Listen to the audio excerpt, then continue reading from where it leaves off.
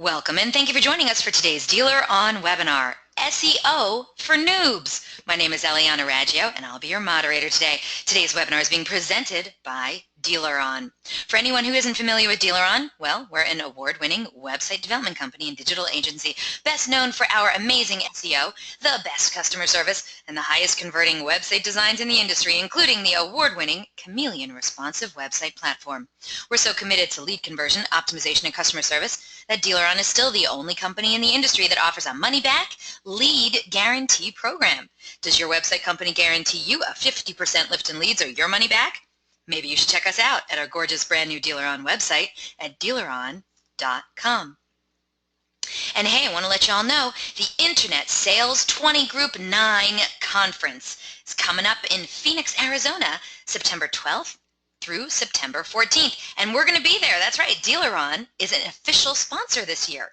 And we are honored to send our very own Greg Gifford and Sean Rains to give some crazy good SEO and SEM presentations. They'll also hit on a special panel and dish out some tips and tricks and best practices. Don't miss this chance to hear from the best in the industry. For tickets or more information, check out DealerOn.com/IS20G9. We will see you there.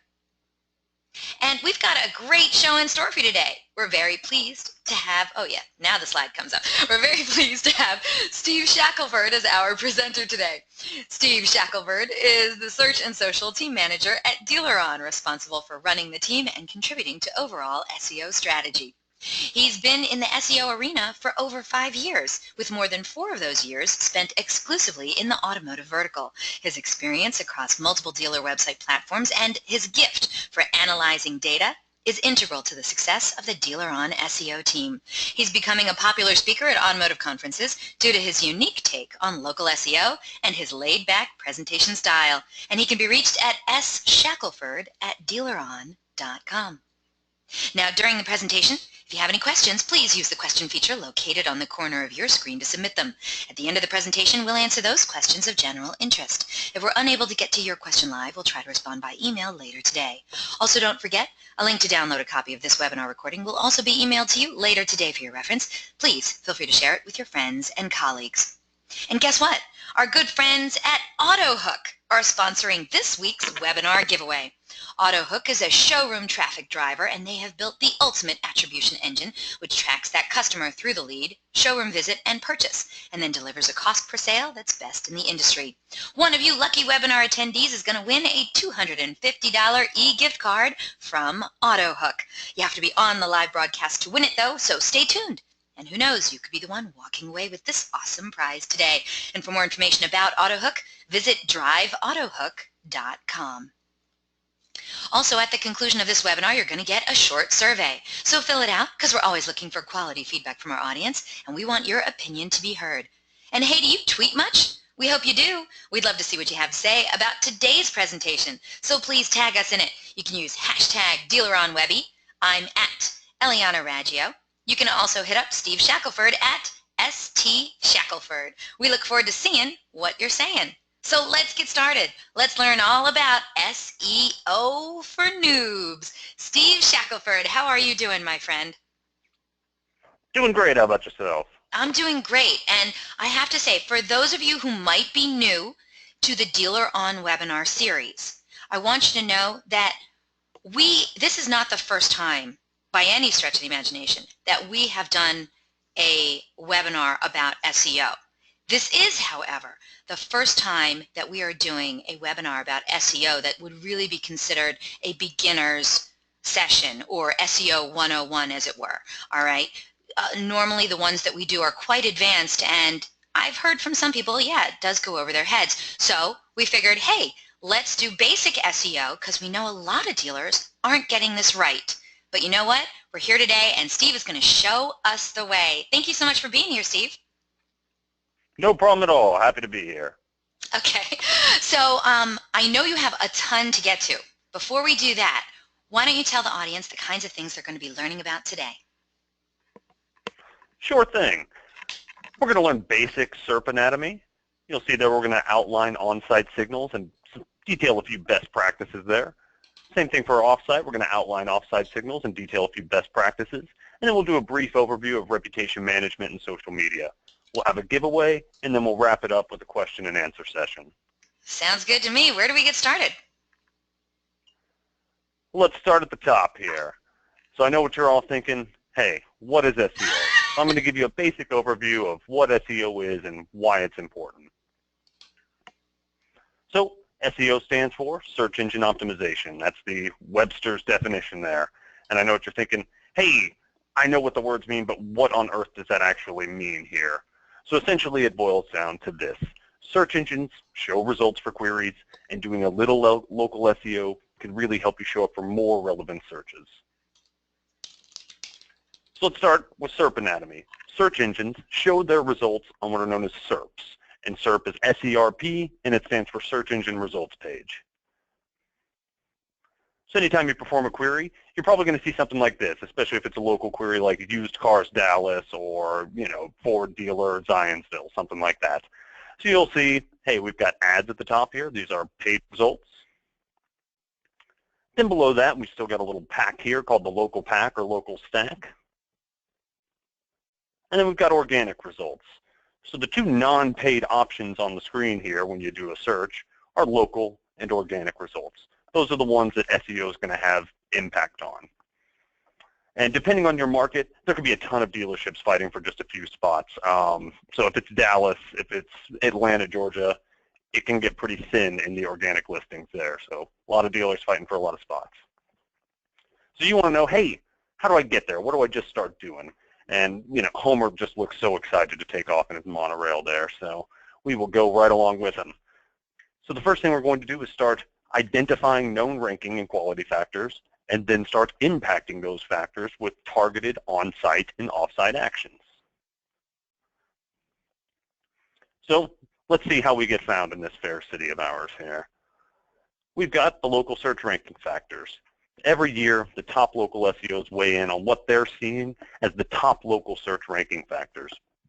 It can be a little hard to read there, but the big mamba jambas there are on-page signals, link signals, external location, and my business signals.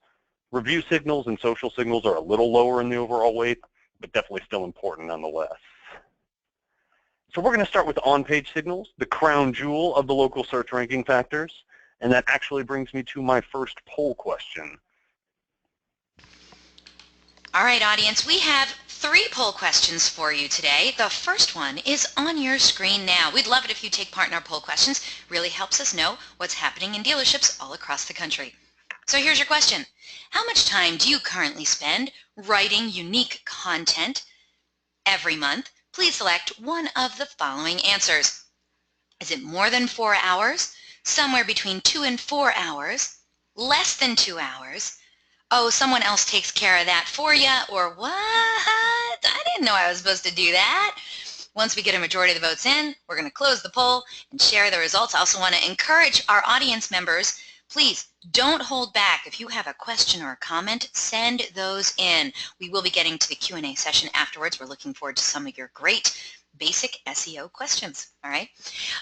Okay. Oh, the votes are coming in really fast, real quick. How much time do you currently spend writing unique content every month? Is it more than 4 hours, somewhere between 2 and 4 hours, less than 2 hours? Someone else handles that for you, or I don't know how I'm supposed to do that. All right, Steve, when you're ready, I will close this poll and share the results with you. Let's go. Close her on out. Let's do it. Audience, thank you so much for your votes. And as we can see here, 29% of today's audience say they spend more than 4 hours a month writing unique content. Wow. 27% of today's audience said they spend between 2 and 4 hours a month. Only 4% of today's audience say that they spend less than 2 hours doing that task, which I'm sure they don't really care about, don't like. But the majority, 35% of today's audience, say someone else takes care of writing all that unique content for them. And the remaining 4% of today's audience just didn't know that was something that they had to do. Does that help you out, Steve? Oh, it helps a ton. Good to hear. All right, back to you. Cool. So, as we just mentioned, content is the most important signal for local SEO here. And what that boils down to is that, hey, it's going to be kind of hard to show up for brake repairs if you never talk about brake repairs on your website. So you can try, it's just certainly going to be tougher. And your home page is the most important page here. So there are a few basic things that every home page needs, and I will gladly detail those now. So the first one, I'll go a little slow so you can write these down if you need to, but you're also going to get these slides afterwards, is a title tag including the city and state. Next one, an optimized H1 including city-state. The next one is an optimized meta description. Then we've got unique text content with city and state included. And this cannot be stock, default, or spammy stuff in any way, shape, or form. Then you've got to have alt attributes on all of your images. You're also going to need an embedded Google My Business map. You'll also need your name, address, and local phone number somewhere on that home page, either in the header, the body content, somewhere. Okay, Steve, I'm thinking like a noob. Thinking like a noob, don't know much about SEO, putting my noob hat on. And we already have some people who wrote in, wait, what's an H1? What the heck is a meta? And what is an alt? What? So we already have those people, and I'm right with them. Are you going to go over that stuff, or should we save that for Q&A? Yeah, that's actually what this entire deck is about there. So all of those things I mentioned, we will now detail all of those 7 items. Beautiful. All right, hold on, everyone. Here we go. We're getting to the good stuff. So yes, you're probably wondering yourself, Millhouse is getting his hair blown back here by, I believe, Bone Crusher on that episode there. But what's a title tag? You don't know. So let's go back. Let's look at a snippet here. What you're seeing here is known as a snippet. It's what you see on the SERPs after you perform a query. The title tag is what's going to show up in this highlighted area here. The title tag on your HTML doc is going to show up like this image in the middle here. You can see it's wrapped in a title tag. That's what the HTML looks like. And then if you want to see it visually on your website, you can look up at the top of your screen there. It'll be in the top tab bar. Got it. So when you say that they need a title tag, is there a certain length that it can't go over? Correct, which we will go through now. People are asking the questions. I'm just helping them out. No problem at all. So essentially I'm going to say, hey, do not spam your title tags here. What I mean is, hey, look, we've got a pretty normal looking title tag. Looks like we're targeting keywords that are appropriate here. Ford dealer, used cars, some big boys. Here's what you might be thinking you need to do. You might need to show up for everything under the sun, so you're going to add in a bajillion things here. Don't do that. There is a specific length that this needs to be. The recommended character count is still right around 60, which is a pretty loose number because not all characters are created equal. A giant W in all caps takes up a lot more space than a lowercase I. It just does. So you just have to test it on the title tags. There is no hard and fast rule on it's this many characters no matter what. Because really, it's built around pixel width. So what that means is on the search engines, on desktop, you have roughly 600 pixels. There's a little bit of padding on there. But you don't want to go beyond that if you don't have to. And there's tons of testing tools out there. If you just search for title tag, testing tool, Moz has them, tons of people have them. And so when you're writing these, you're going to want to use a pipe separator to break up targeted keyword phrases in your title tag here.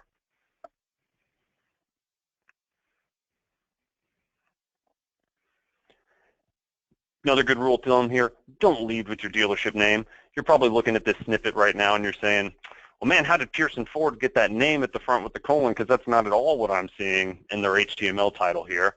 So no big deal at all. If you have a short, concise name, add it to the end of the title tag on your home page and some other key pages to essentially establish a uniform tag structure. And then Google will reward you, in a sense, by moving your dealership name to the front of the title tag in the SERPs, but it doesn't take away all that authority that you're applying to your targeted keyword phrase of Ford dealer. And what if they don't have a short cute dealership name? It doesn't matter, but I still wouldn't lead with it. That's essentially the rule of thumb. Don't lead with your name, because I know they want it to show up there first, but if your name is super long, then don't waste it by putting it in your title tag there. Got it. Cool. Another thing, don't add a bajillion cities there. Focus on one city per page in the title tag. And if your OEM does require multiple cities in the title tag, for example, just continue to follow their guidelines, but keep your primary city as close to the front of the tag as possible.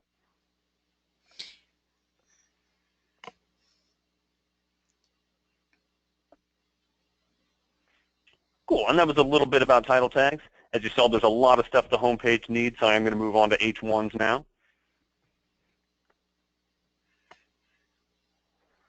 So you're probably wondering, hey, what is an H1 and where do I find it? So typically it's going to be right above your main block of content here, and it's the primary heading tag on the page. So you can imagine an HTML declaration has H1, H2, H3, H4, H5, H6, et cetera, et cetera, et cetera. Search engines are really looking at that H1 to determine what this page is about. It looks at the title tag, it looks at the H1 as essentially a title and a heading for the page. You can see how it pulls up on the HTML doc right there. Just like the title tag, it is just wrapped in an H1 tag. It's text within that tag. And what you want to do there is reinforce your title tag without keyword stuffing. So, no reason to go and put Honda dealer and car dealer and auto repair and brake repair in Roanoke Rapids, NC here. No need for that at all. Just, hey, our primary targeted keyword is Honda dealer in Roanoke Rapids. That's what we want to show up for. And don't waste your H1. I see this all the time. It's fine if you want to put up welcome to our new website for a week or two or a month. You can put it in a different H tag, or you can just put it in a span that looks really, really big. For your H1, you really do want to try to have city, state, and then a good targeted keyword in there.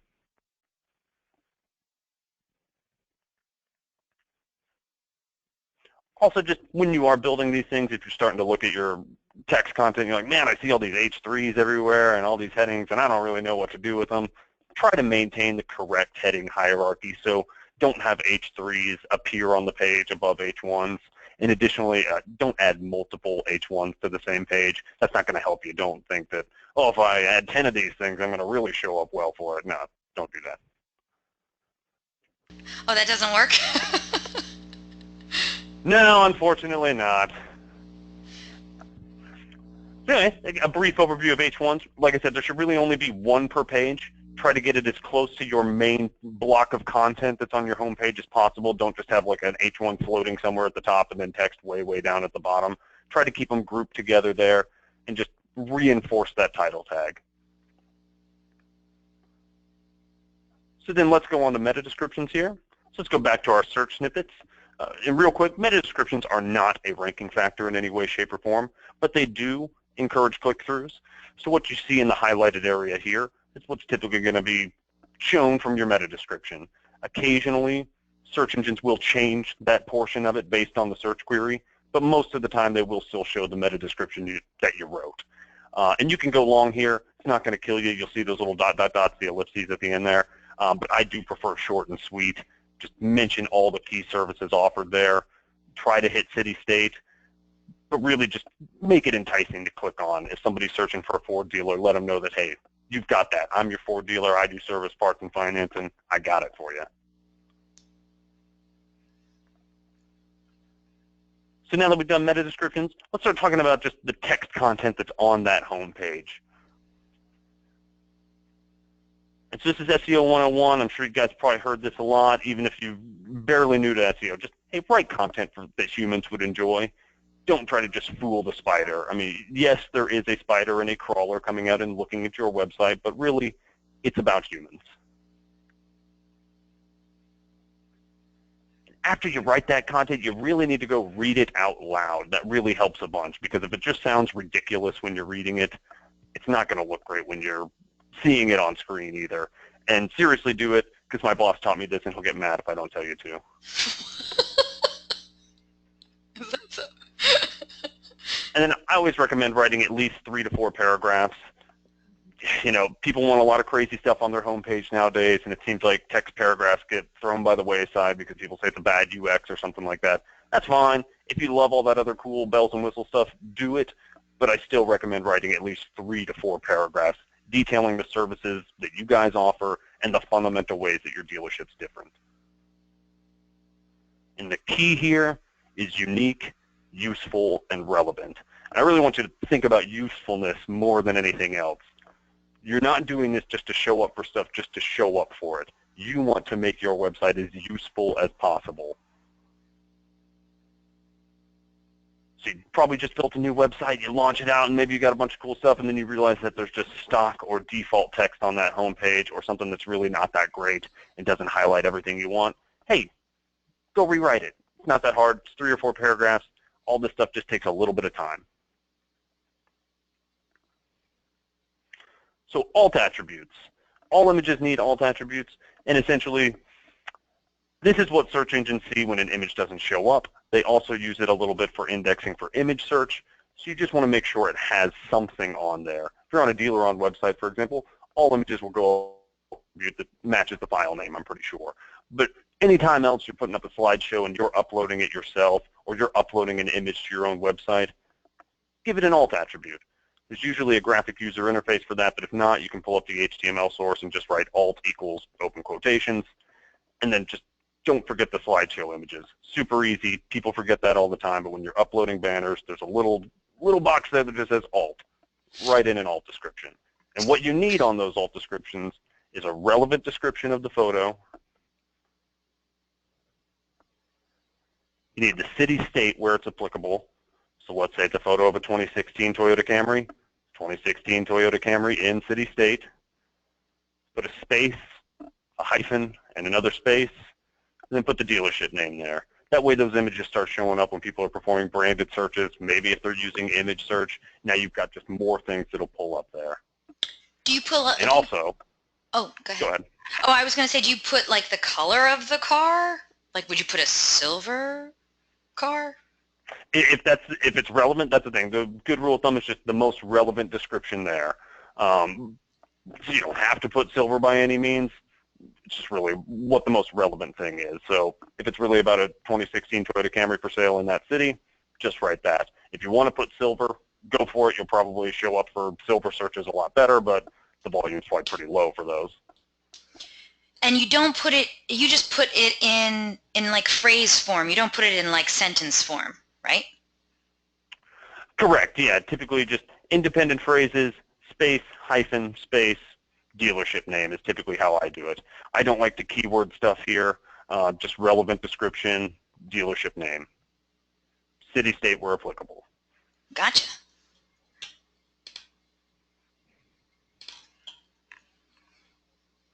Cool. So let's get on. So it looks like you need a GMB map, and that stands for Google My Business. And a lot of your websites probably already have a Google map embedded on them, but you can do a little bit better. You can get a Google My Business embed. Takes only seconds. So you're going to want to go to maps.google.com.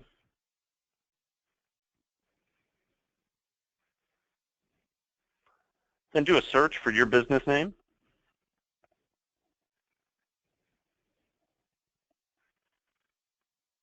You're going to see a little sidebar like this on top of the hamburger menu. You'll see a share button. Hit that share button.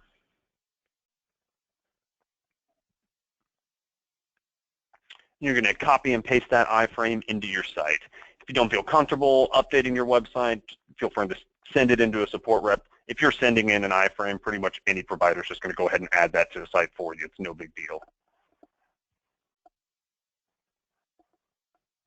And these really help because as you can see, hey, now I've got my business's review stars right here. People can easily click from and grab directions. People can look at my reviews. They can read them right here. It's not necessarily going to take them off the site immediately, and it's all embedded. It's pretty nice. So then after you get your map dropped in, this is an easy one. Hey, just make sure the name, address, and local phone number appear on the home page of the website. Super easy.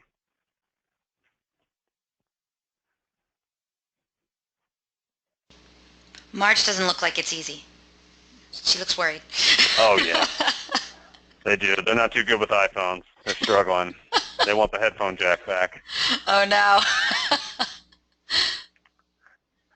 Cool. So we just looked back to our local search ranking factor slide. We went over on-page signals. Now we're going to take a look at external location signals and link signals here. This brings us to our next poll question. Ooh, all right. Next poll question is on the screen now. Audience did so good with the first poll question, we're throwing another one at you. We want to know, how much time do you currently spend on building and fixing citations online each month? Please select one of the following answers. Do you spend more than 4 hours building and fixing citations each month?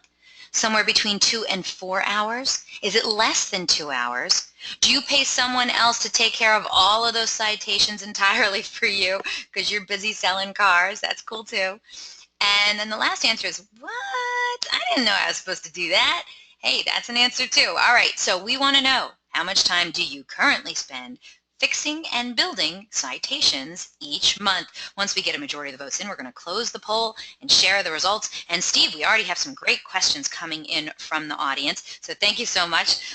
You've already answered a ton of them already with your descriptions about H1 and alt tags, so thank you about that.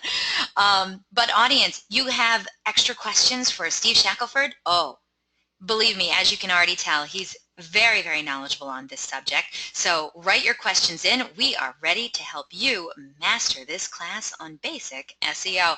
All right, votes are coming in fast.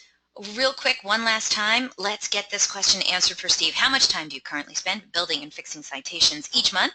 Is it more than 4 hours, between 2 and 4 hours, less than 2 hours? You pay someone else to do that for you, or to be honest with you, I didn't know I was supposed to do that. Steve, almost everyone has voted now. Are you ready to see the results? Absolutely. All right. Audience, thank you so much for your votes. Here are the results. Only 6% of today's audience say that they spend more than 4 hours every month building and fixing citations.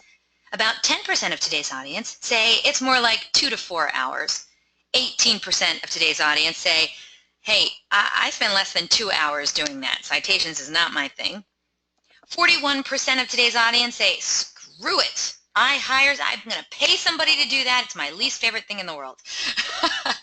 And then 24%, almost a quarter of today's audience, said that they didn't know they were supposed to be building and fixing citations. Steve, does that help you out? Helps a ton. How much should we be spending building and fixing citations each month?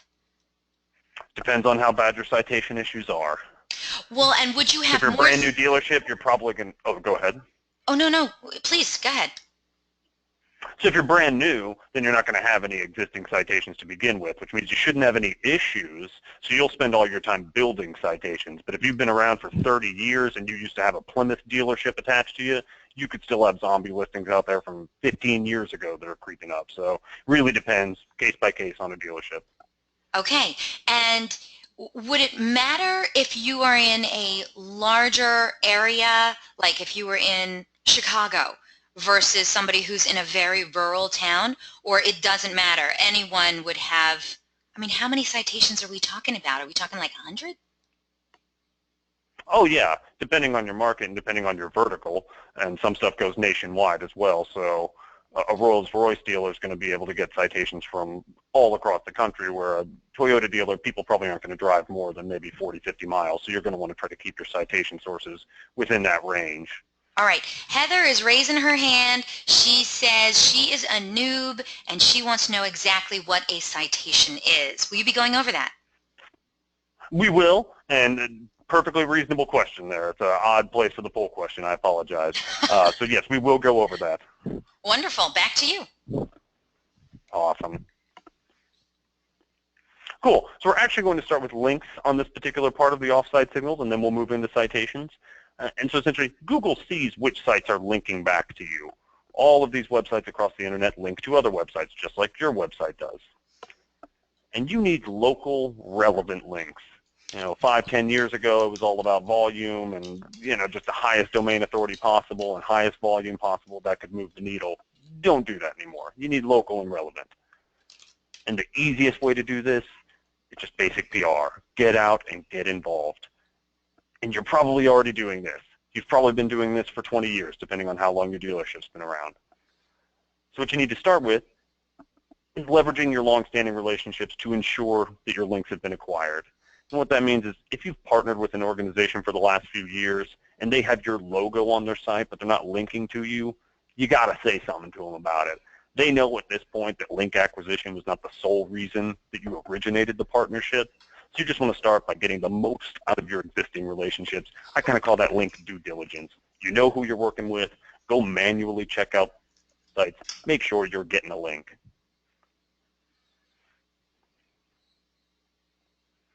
And then after you've done that, hey, start thinking about building some new partnerships. And at first glance, you may say, well, that seems pretty super shady if I'm just going to start building new partnerships for the sole purpose of link acquisition. But that's not really it. We're not selling anybody anything. We're trying to provide value for them, and then we're just going to experiment with what works.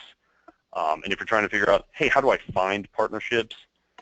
If you're going to do it with link acquisition as one of your objectives there, then I would certainly steer clear of any organizations that don't have their own website. That's a real quick one, you know. As much as you may love that organization, and if it's close and dear to your heart, do it. But if link acquisition is one of your primary objectives and they don't have a website or have a really, really crumb bum website that's, you know, a .wordpress.com or something crazy like that, you may not have to go down that road. Find people that have legitimate websites out there.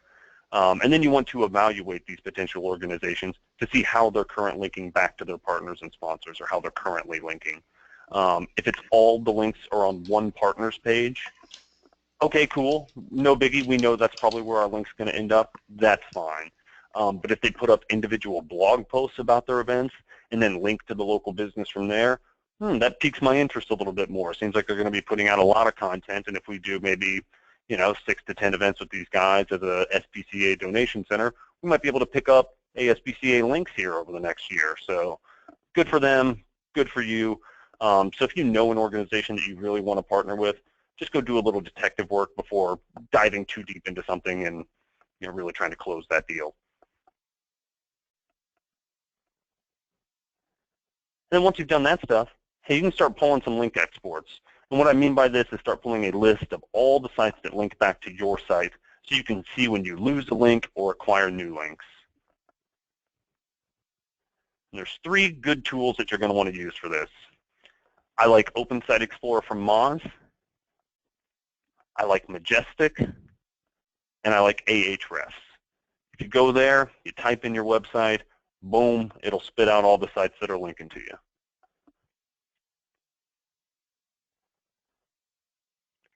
But you don't have to just pull your links to see when you lose them or when you acquire them. Hey, you know, you can pull any website on the internet for links, including your competitors. So after you pull those links for your competitors and you know who's kicking your tail in your market, like, man, that guy across town just shows up in front of me for everything. Cool, pull his links, see what's going on, and then manually evaluate them. Go see all the sites that are linking back to them and put your eyes on those websites. And if you see a link that your competitor's getting that you don't have, just grab any low-hanging fruit. If it's easy to get, go get it. Like, oh, okay, cool, they got some link from militarycardealers.us. Well, cool. I'm right next to an Air Force base, and I offer military discounts. I should be on this website, too. Great. How did you miss that? Now you don't. So that's an easy thing that you can do there. Just grab any low-hanging fruit. See who your competitors have, and also see what other successful car dealers in the area are doing or across the country. You might be able to identify some patterns. So what you're going to see is that, hey, okay, these guys have a lot of links from golf tournaments, or these guys are hosting classes at their dealerships for the community college, and they're getting tons of high-quality .edu links, like 1 a month. It's really cool. So if you start identifying patterns, then you can start identifying ways that you can actually just beat your competitors. So the more you evaluate their links, the more you evaluate your links, and the links of other successful car dealers across the country, you can start to identify, develop strategies and tactics that align with the opportunities available to you and the operations at your dealership. So if you guys know that you don't do Toys for Tot donation centers and you don't ever want to, cool, then you can just mark that one off the list. It's not going to align with your dealership's operations, even though it's an opportunity. So you want to find opportunities that align with the way your dealership operates, and then go get those links. So now we'll get into local citations. So same question we had just a little bit ago. What is a citation? And traditionally, it's just a mention of your business online. And that's really usually going to be name, address, and phone number. It's usually going to be structured citations on Facebook, Google My Business, Yelp, stuff like that. Those are the big boys. But there's also unstructured citations. If somebody wrote a blog post about you guys and mentioned your name and address but then screwed up your phone number, search engines can see that stuff. So you want to try to fix that wherever you can. Oh yeah, real quick. And that is commonly referred to as the NAP. You'll see it in parentheses over there on the right-hand side. So your NAP, name, address, and phone number, must be 100% consistent. This is just what Google recommends and what pretty much every expert agrees is, hey, the best strategy here. If you're trying to figure out, hey, is my NAP consistent? Is my address wrong somewhere? Is my phone number wrong somewhere? No problem at all. You can use moz.com/local/search, and you can use it free of charge. Just put your business name in there, put in your zip code, and it'll pull up a big list of inconsistencies, duplicate listings, and just give you a health report on how your citations are doing. And just so we're clear, I mean, you say 100% consistent. I mean, you're saying like copy and paste. It should be exactly the same, right? For name, address, and phone number, yes. Okay.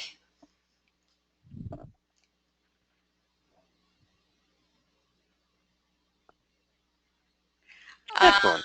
Oh, that's actually a really good question. I'm just going to stop you right here and ask you this one. Lisa wrote in. She says, NAP, must N and north or ST for street and street be the same? Once it's set, is it difficult to change on some sites? So when you say exactly the same, a lot of that, right? How exact are we talking? Sure. So you should enter it into those sites the exact same way. Now, some of those websites will determine that they don't really render STREET as ST. They spell out full street, and other sources are going to say, no, we actually truncate anything that says street and make it ST for essentially pixel constraints or something. So make it consistent when you're entering it, but it may change depending on how that particular provider displays that information. But that's little stuff. The N and the ST, search engines are getting better about differentiating that. But as long as you always input the information consistently, should be good to go. Thank you, Steve. Lisa just wrote in. Awesome. All right. On your way. Yeah. Cool. So then I always like to manually claim and verify listings. And there are tons of aggregators out there that can, duplicate suppress and do all that kind of stuff. That's great. Use those tools if they're available to you. That's fine. I still like to go manually claim and verify all my big boy listings, and then as many listings as I can below that. And so once you've done that, you say, hey, I've claimed my Google, my Yelp, my Facebook, my Foursquare, my everything under the sun, because there's a bajillion of these things. Then you want to start building new citations. And really, there are so many citation opportunities.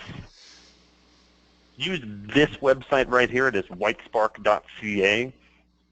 That's probably my favorite one for identifying new opportunities. And it's super simple. You can rapid fire in keywords. So if your dealership does any of these things right here, hey, do you do window tints, do you brake jobs, offer military discounts, free Wi-Fi, body shop, auto loans, oil changes, rental cars. There are citation sources for this stuff everywhere, and probably even local citation sources that you didn't even know about. And maybe you'd find them if you're pulling a link export for a competitor or a citation export for them, but maybe not. You just found the new opportunity because you went in, rapid fired in window tint and told Whitespark to pull up a list of citation opportunities in Tulsa, Oklahoma, and it said, hey, here's a list of 30 sites that we think could be good if you're offering window tints in Tulsa, Oklahoma. Then you just have to manually evaluate them. But they are all opportunities. And so when you evaluate them, all you're looking for is, hey, does this look like a really, really spammy website? And there are some metrics you can use on that. You can go to Moz's Open Site Explorer, drop in their website, and see, okay, is the spam score really high? But sometimes the spam score is wrong. So just kind of look at it. Use your best judgment and say, I think if somebody landed on this website and they were trying to find window tint in Tulsa, Oklahoma, and they saw our listing here, they might click on it. And so if it brings traffic to your site that's legitimate and it's local, go for it.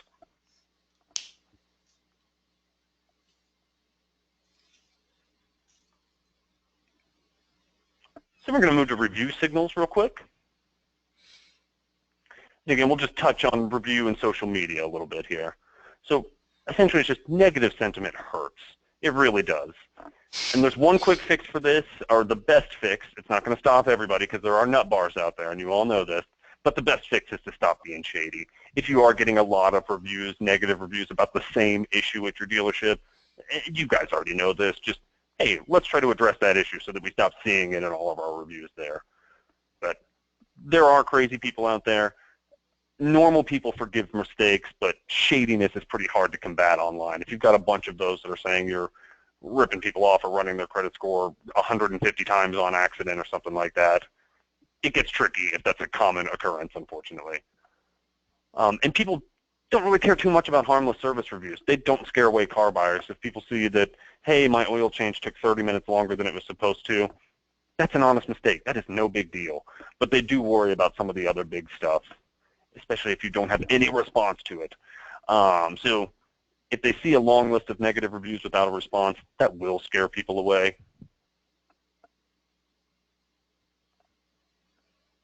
And so you want to start listening and responding to these haters. Avoid the nut bars. If they're just saying crazy stuff and it's some guy's ex-girlfriend who's just mad, leave them alone. Don't worry about it. But anybody else that's voicing legitimate concerns that feel that you looked at and said, man, that is a customer. I remember them coming in. That's a customer. Dang it. You got to listen. You got to respond to them. And then address their concerns and offer a next step. That's really the easiest thing to do here. Online, so that other people can see it, right? Correct. Exactly. Because all of this is just essentially, hey, we don't want to scare off future car buyers. Because that's when most people are going to be coming to read these reviews is, okay, I found a car I like. I found a car dealer I like. Let me just go check out some of the review profiles real quick. And if they see a laundry list of bad stuff, ooh, you could lose a sale right there. And you never even got them through the door. You never even had a sales guy get to talk to them and try to close that deal. They got lost because somebody didn't put up a review response and because a bad review just lingered out there. Nick wrote in, so are you saying that if the customer is really off his rocker with the review and just some crazy X, do we not reply to that review? Correct, pretty much. You could post a generic response, and you know that after you post this generic response, they're just going to flame you again. They're going to come back and respond to that, and they're going to be mad. So as long as they're not mentioning anything specific, that says, oh, they always do this, they grease their guys for fake reviews or something like that. If they're saying that, address it immediately. Like, address something that's a legitimate, specific concern. But anything else like that, no. Just let it go, because you know what's going to happen. You're going to post a generic response, or you're going to post some kind of response.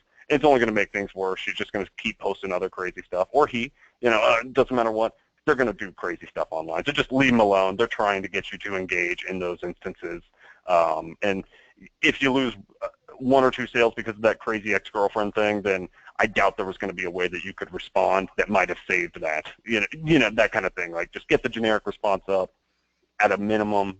But yeah, if it's really crazy and nut-bary, leave it be. Nut-bary. Nick says, gotcha. And Heather commented, she says, my favorite is when customers publicly apologize for their nasty review for the silliest of reasons. So let's hope they're... Oh, yeah. Let's hope they're always like that. At least they go and apologize. So it doesn't just have to... That's right. And it does happen. So you don't want to just respond to the negative reviews either, because, yeah, people could make buying decisions based off that, but they also make buying decisions based off how you're responding to people that actually went and bought a car and had a good time there as well. So respond as quickly as possible to all your reviews. Those people took time to come back to your site afterwards, leave you guys a review, so leave them a custom response there.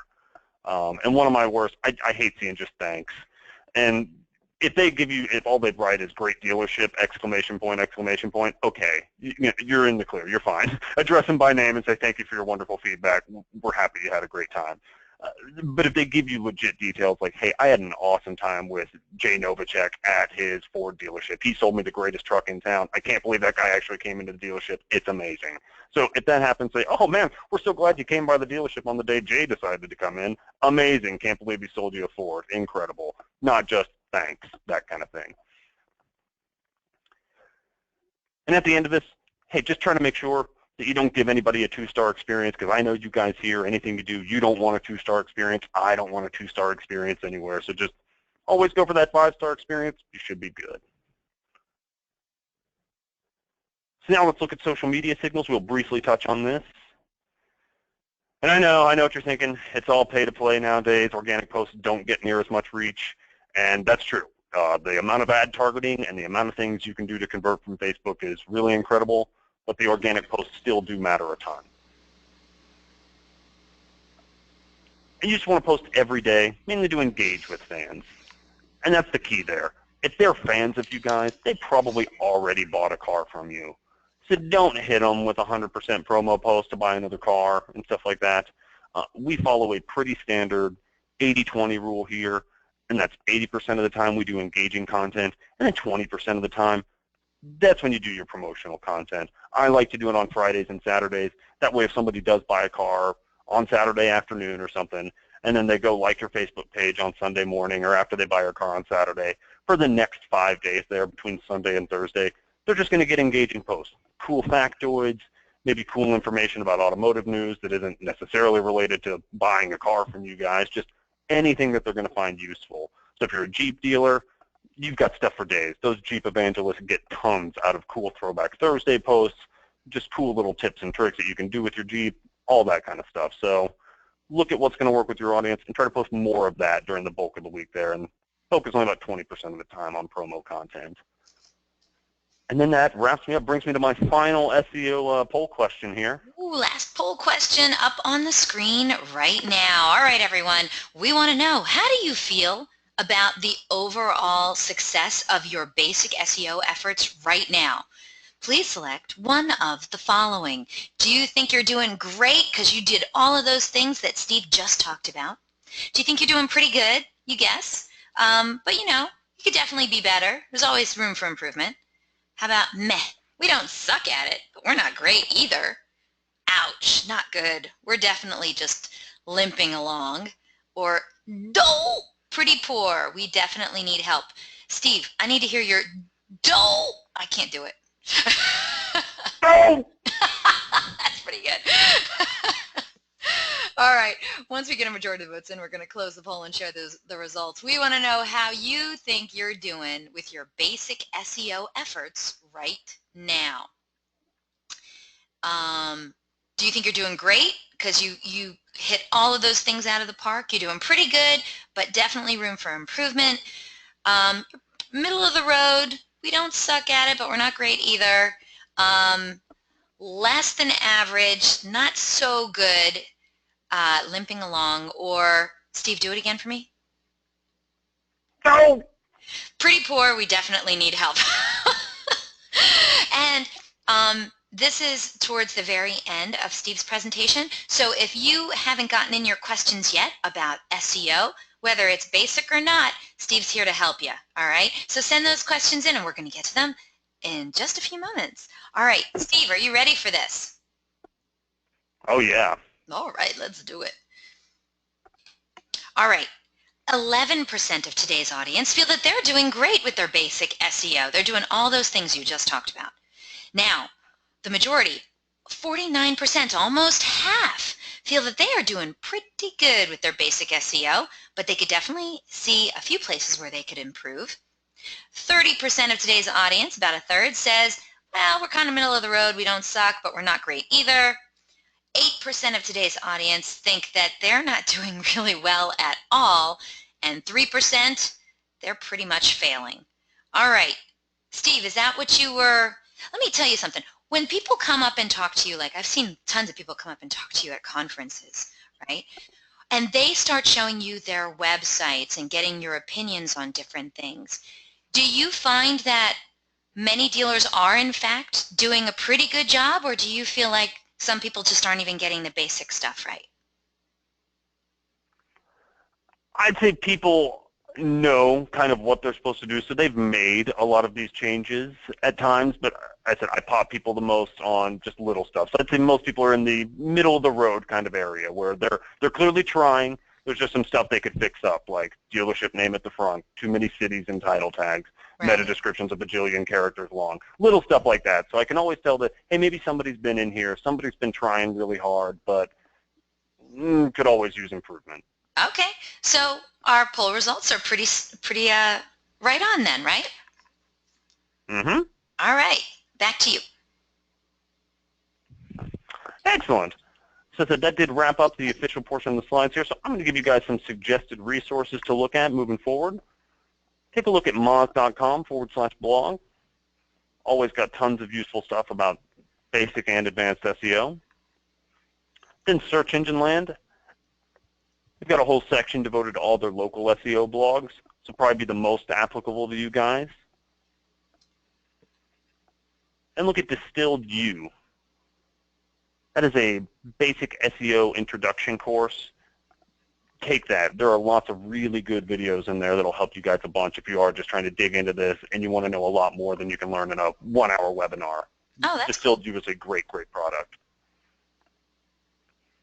And then DealerOn.com/blog. My boss puts out these great Wednesday workshop videos, and then we always have a ton of other content coming out on the blog as well. But the Wednesday workshop videos traditionally deal with all local SEO. So if you're real interested in that stuff, come back on Wednesdays. It's usually SEO, PPC. Occasionally there's a few other videos on there, but really, really useful, relevant stuff.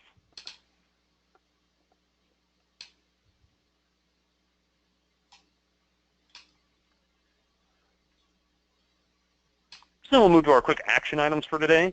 If you just came through this webinar and wanted to take a few things away of how to impact all the areas that you needed to, hey, just quickly evaluate your homepage. Fix any spam, default content, or missing assets. So alt attributes, title tag, maybe the H1 isn't optimized or says, welcome to my new website. Take a look at that stuff, fix it, and we've got a cool handout at the end of this thing. There'll be a local SEO checklist for you guys. We'll have all that stuff on there. Then start actively building local links. Like I mentioned, just, hey, check with all the organizations and people you're already partnered with. Do a little detective work, some standard due diligence. Make sure you're getting all those links. And then from there, start building new ones. If they start actively cleaning and building your citation, this is just using Moz Local, finding any inconsistencies or incomplete listings, building them out, and correcting any of those inconsistencies. Then if you're not responding to all positive and negative reviews, definitely start that. Helps a bunch. As I said, people do make buying decisions based off of those things, so be personable, try to make it as custom as possible, and address their concerns. And then, hey, get out there and start posting daily on social media. Don't feel like you have to come up with 30 posts a month about Kias because it can be hard. You know, think about your local area. Do Throwback Thursdays. If you're in a cool market that has history, you were an old West town or something like that, cool. There's probably some cool old postcards or old coins or old history. Like, talk about your local market. It doesn't have to be car related. It can be factoids. It can be all kinds of cool stuff. So just experiment with it and be nimble. If something didn't work, don't try it 20 more times. Try something else. You know, just be nimble. Start posting daily. And then if you want a quick free local SEO mini audit, just email me personally. My email is up here on the screen. It is sshackelford@dealeron.com. And all you have to do is include your website URL and dealership name. This is a free, no obligation mini audit. Wow, that's great. Audience, you should definitely do that. That is free SEO audit for you. That is awesome. That's really generous of you, Steve. Thank you. My pleasure. I hope you're okay with like a ton of people writing to you right now. Oh, no problem at all. Okay. I hope they like funny videos. Do you guys like funny videos? I have so many funny videos to send you. I bet you do.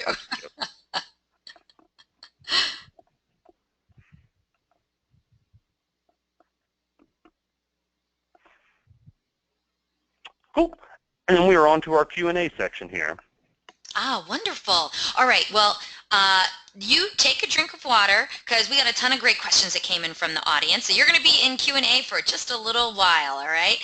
Before we get to that, I want to remind the audience about the handouts section. If you haven't yet gone over to the handout section, do so now. We got two great handouts for you. One, of course, is Steve Shackelford's slide deck that you just saw, so you can download that.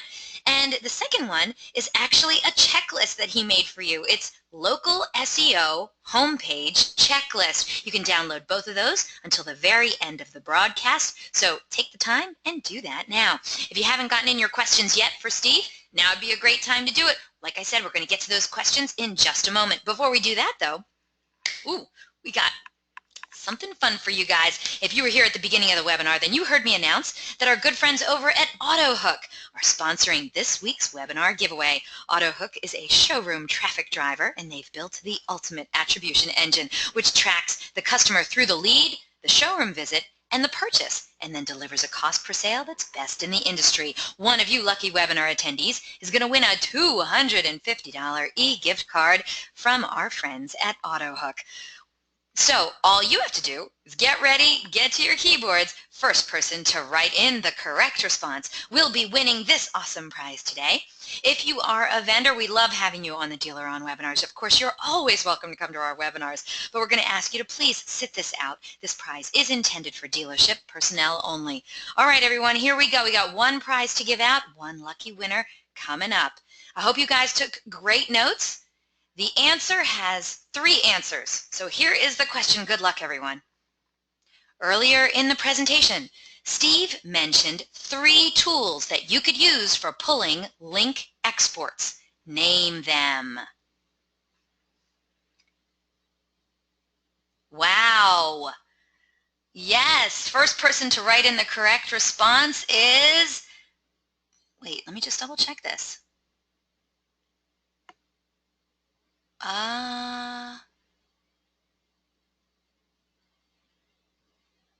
Ahrefs. Yeah, that's it. Max Nunn. Max Nunn, you are today's winner. Congratulations. I had to double check because I thought you put it in wrong, but nope, that's right. Max Nunn, congratulations. You are today's winner.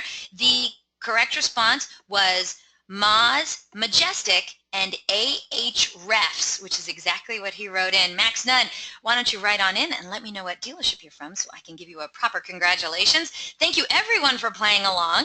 We got some really cool prizes every week. I know we only had one prize today, but you know what? We give away a cool prize all the time, every single week. So come on back to another DealerOn webinar, and who knows, that could be the week you win a cool prize on a DealerOn webinar. Right now, though, we're going to congratulate today's winner, Max Nunn. He is checking in from Volkswagen of St. Augustine. Congratulations. Thank you, everyone, for playing along.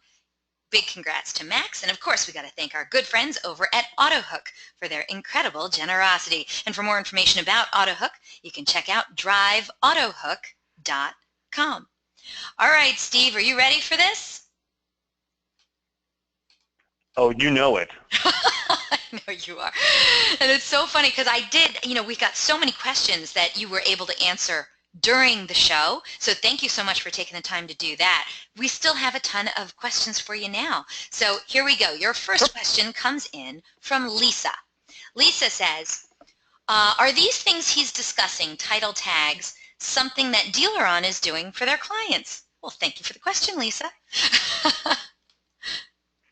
There are some basic template things that we'll do and update our templates regularly, but I always recommend that somebody from the dealership take a manual approach to this, identify the keywords, look at if it's actually the way that people are searching for stuff in your area. So if you're in Charleston, South Carolina, maybe we didn't catch that people are searching for low country Toyota, but you know that because you're in that area. So most of our stuff's primarily going to be templated with like a, keyword phrase plus city, state, whatever cities you declare in our database or whatever metro, those get added to your title tag. But no software provider really goes in on a manual basis for each individual site and updates those, really because you do want to do some kind of keyword research first or have somebody in the local area who knows, oh no, people search for, Honda OKC. Nobody searches Oklahoma City. That's way too long. So stuff like that just helps cater it more to what your local audience is actually looking for. Right. Okay, Lisa, if you have a follow-up, oh, she already wrote in thanks. All right. So, Lisa, you got a follow-up question? Let me know, all right? All right, next question comes in from Sharpie. Hey, Sharpie. He says, is there a certain location on the homepage that the map should be placed? Good question. No, not really. Just don't make it obtrusive and make it big enough to where it shows the review stars. Because if you embed it too small, and it's probably not going to show up on mobile with the review stars there, but on desktop you want it to be at least, I think, 360 pixels wide on desktop so that it shows the review stars there. But really no specific place that it needs to be. I certainly wouldn't put it at the very, very top of the page, so I kind of like it right next to the content, right aligned, or in a column to the right is where I tend to prefer it. But from an optimization standpoint, just experiment with it. So if you feel like, oh, okay, people really like it down here, it seems like they're engaging with it, awesome. But just move it around and see. Wonderful. David, if you have a follow-up question, we always love to hear from you. Okay, the next question, I don't know if I'm going to say his name right. David says, thank you, sir. The next question is from Atis. Well, we'll see if I said that right or wrong. Atis says, is there any citations that have a higher value than others? Oh, definitely. So, for example, if you were starting a brand new dealership and you didn't have a Google My Business profile, that's a really, really strong citation. Get that. Same thing with Foursquare. Even though people don't use it anymore, it is still an important local citation. So some of those bigger guys that have been around for a long time, Yelp is a review site, but it's still a citation source. Make sure you've got all those claimed because those are the highest quality citations. And then as you move down, you'll find more vertical specific stuff where you're like, oh, okay, this is Oklahoma ToyotaDealers.com. That clearly doesn't carry as much weight and value as Google.com, but it is relevant to me and vertical specific. Wonderful. All right. And Atis has a follow-up question.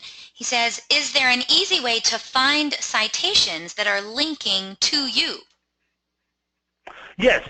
So, and I probably glossed over that. Using that same tool I showed you earlier, whitespark.ca, in addition to being able to find potential citations, you can also put in your own business name or your business phone number, and it'll pull up a big list of all your existing citations. Wonderful. And you can do that exact same thing with your competitors. Do that too. That's one of those. Go ahead.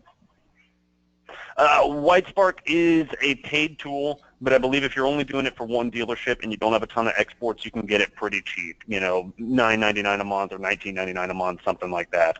And then it goes up from there. But it's not extremely expensive for one or two dealerships. Oh, okay, wonderful. All right, next question comes to you from, Tommy. Tommy says, how can you find the title code for my website? How can you change any of the mistakes or errors? I think you kind of went over it, but maybe a little refresher course for Tommy?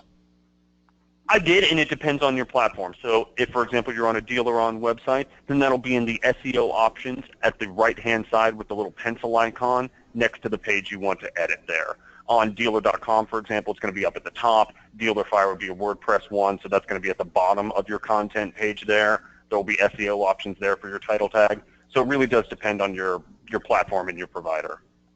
Okay. All right, Tommy, if you have a follow-up question, let me know. All right, next question comes to you from, today's winner, Max. He says, when you were talking about NAP, he wanted to know what should we do about tracking numbers? That's really up to you. You always want to do a local call tracking number everywhere, and then you want to get the source from parsing the text transcripts. So I know right now a lot of dealers say, well, hey, I've got to have these OEM mandated numbers, and they're making me put 877s on the header of my website, and then I got to have a different 877 for Yelp and all this other stuff like that.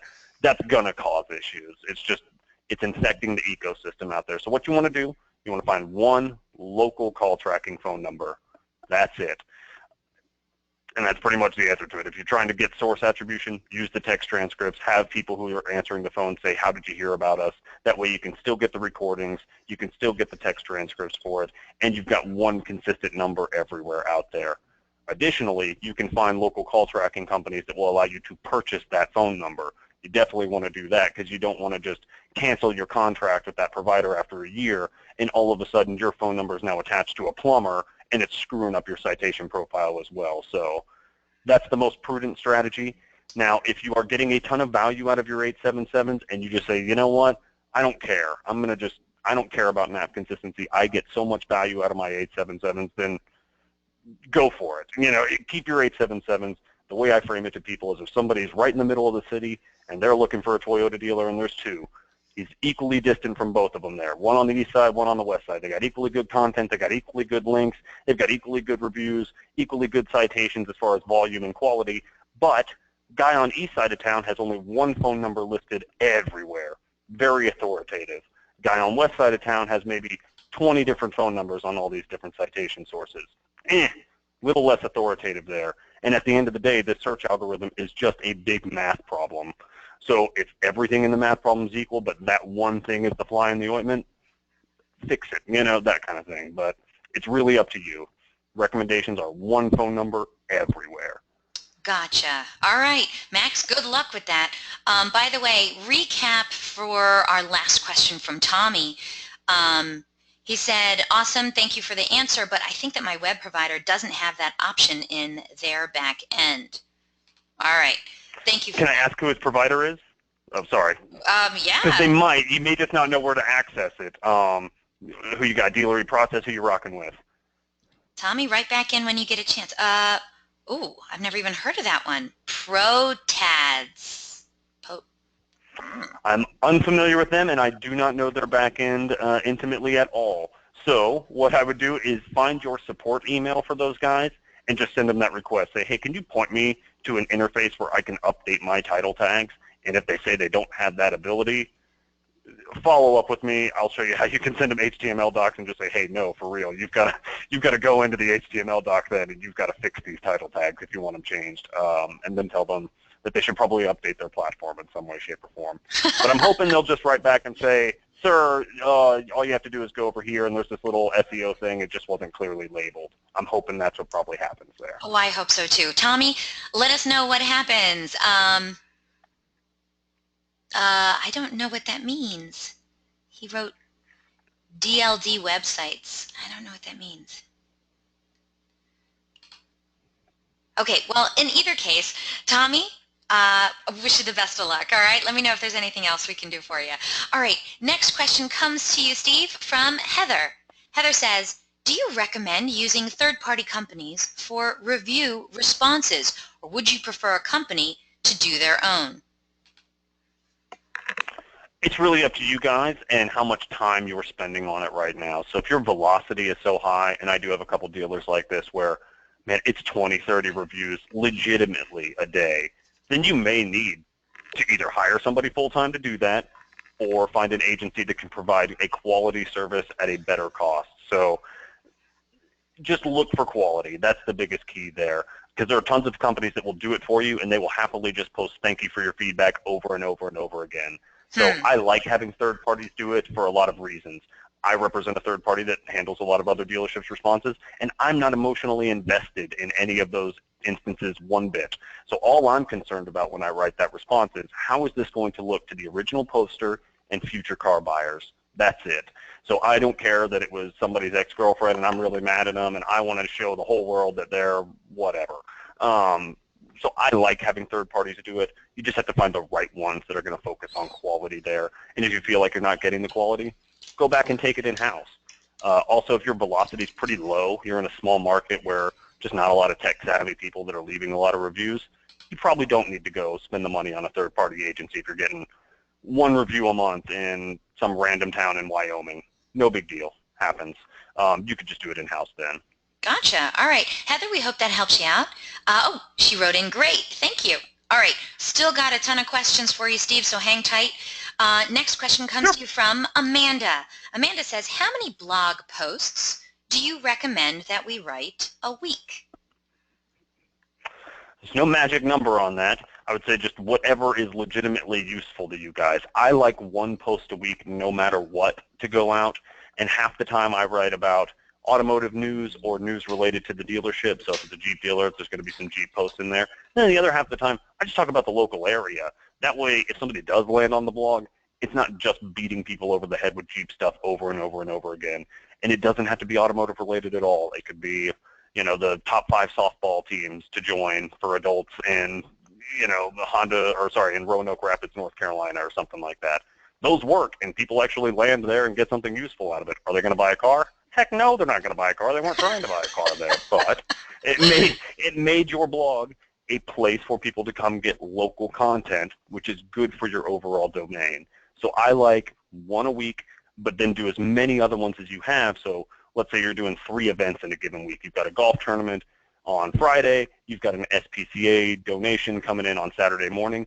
Each of those items deserves its own blog. So on some weeks you may have 3 blogs that posted that week. No big deal, but you don't have to try to keep that velocity up all the time. So one a week, and then ad hoc for as many cool things that you have going on at the dealership. All right, cool. One a week. All right. Since we're on the subject of blogs, I'm going to skip around and get these other couple questions about blogs. Heather wrote in, do you recommend connecting a blog to your site to increase search results? Oh, definitely. Oh, definitely. Yeah, all right. 100%. You heard? 100%. All right. And another question about blogs. Yeah, Heather said that was easy. Another question about blogs comes in from Chris. Chris says, hey, Steve, for blogs, do posts about local restaurants or places to visit have value, or should we keep it on the subject of cars? 100% they have value. I like them a bunch. And because you don't have to write about just cars all the time. As if somebody lands on your site and gets something useful out of it, awesome. That helps your site show up as a locally relevant site. And it just helps you talk about the city without, framing it as kind of like a spammy, oh, and car buyers in city state always love driving around these locations. No, just talk about stuff that's going on in town. And I've seen some good ones work. If you're the first guy to the party and writes about the top 5 Christmas tree farms in town where you can cut down your own tree, we win that search all Christmas long. And it's ridiculous. We're just taking down the other, so it doesn't matter what it is, just working 2 or so a month, and yeah, they work well. But you know going in that they're not there to help you convert on that visit. Many times these are single-use visitors that are going to come in, get that list of Christmas tree farms, and then bail out. But hey, 8 months down the line when they are thinking about service, maybe you subliminally put them in. I'm sorry? I said it's once you have that kind of an article, that's great to share on social. Oh, yeah. Any article you write, you should definitely be sharing on social at least 3 to 6 times. Post it the day you write it on, let's say they all go up on Thursdays. Post it that Thursday, kick people back, and then schedule it out at least 2 or 3 more times that month, just on random days, maybe once on a Monday morning, test it another time at Friday night on another one, and just look at what works, see when you're getting clicks back to the site from your social channels. Chris, great question. Thank you. All right, we're down to about a handful of questions now. Let's see, this one from Brad. Ooh, Brad got a good question. Mozcast says there was a major Google update on September 1st. Google confirmed that it wasn't a Penguin update. Any idea what changed? No, right now I've seen a lot of fluctuation over the last 4 or 5 days, and as you said, they confirmed that it was not a Penguin update. So I've seen a little bit of local fluctuation, but I don't have a firm answer as to what it was right now. No. Now, I know that we have some people from Google actually visiting our head office today. So, Brad, stay tuned because we do have the Q4 Automotive Marketing Briefing, and if anyone would know the answer to that question, it would definitely be our CEO. So we'll probably have the straight skinny on that coming up. I think it's October 3rd that we have the Q4 Automotive Marketing Briefing, all right? So thanks so much for the great question, Brad. I'll see you guys in Dallas on October 5th. I love it. Thanks so much, Brad. All right, a couple more questions for you. A few more, I should say. Heidi wrote in, would you suggest keeping all local links, as in businesses we have sponsored or donated to, on a community landing page, or how would you handle that? How do you do local links? What would you suggest, Steve? It's really up to you. I like to do like I mentioned for that SPCA, that golf tournament stuff, I like to do links on individual blog posts about that event. So let's say you're working with an organization and you've got 3 events that you're going to work with them on that year. If you want to have them on the partners page, that's fine, but they're going to get more value out of you giving them that sole link or one of maybe 2 or 3 links on those blog posts, because probably your partners, your family page has maybe, 20, 30, 40 links, maybe 50 or 100.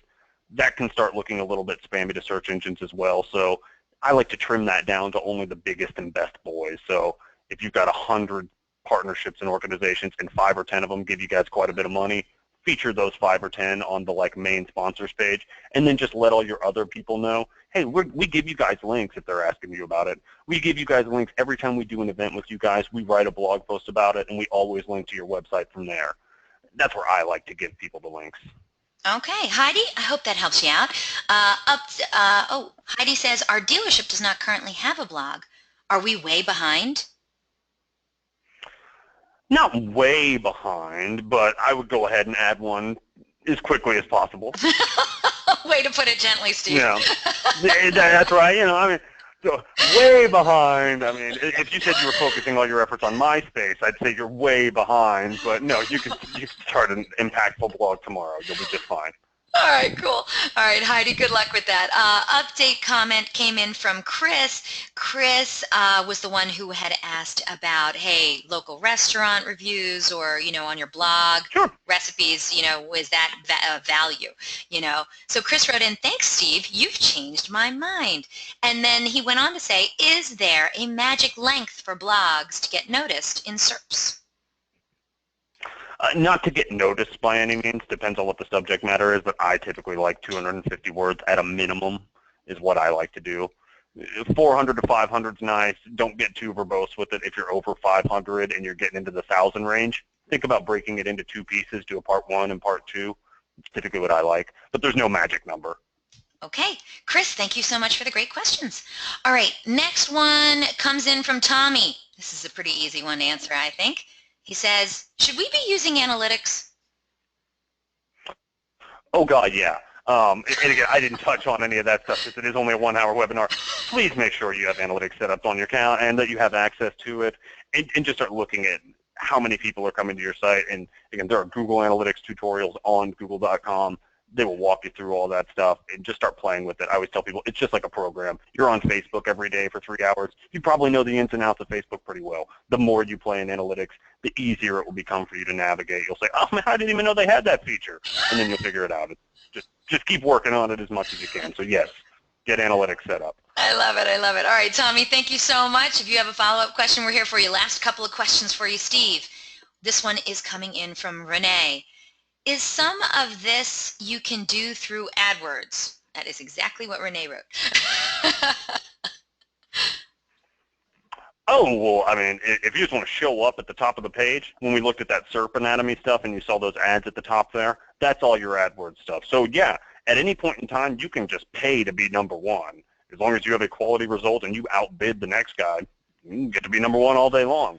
Unfortunately, you will lose that number one spot as soon as you stop paying for it. So, yeah, you can achieve number one rankings all day long with pay-per-click and AdWords. And it'll cost you.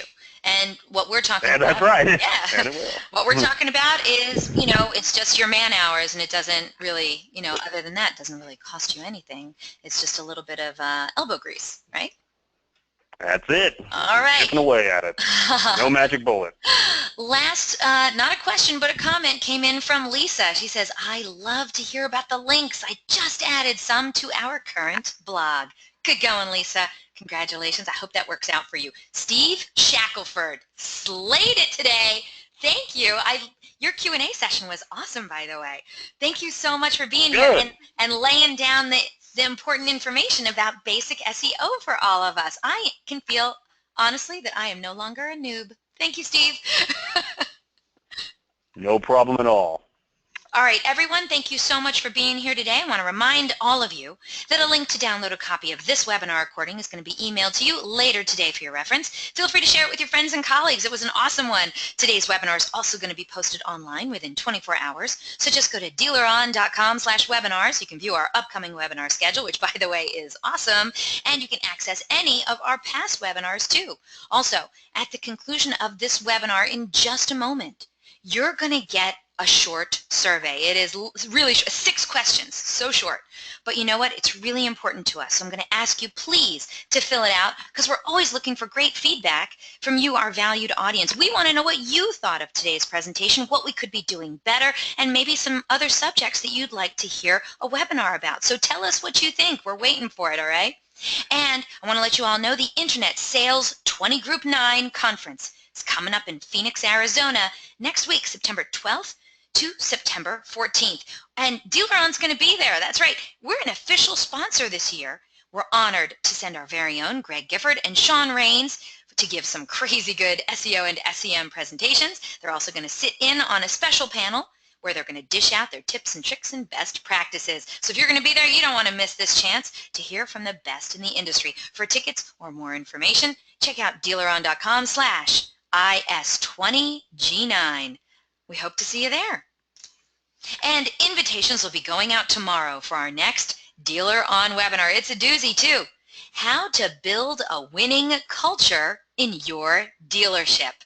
Awesome topic. Smart dealers know that their most valuable asset is not the cars on the lot, but the employees in their dealership. And while they work tirelessly to differentiate themselves from their competition, whether it's through pricing or facility amenities or why buy messaging, etc., there's a good argument to be made that the most important differentiator is the ability to build and sustain a winning culture within the dealership, a culture so positive and supportive that great employees simply just don't want to leave.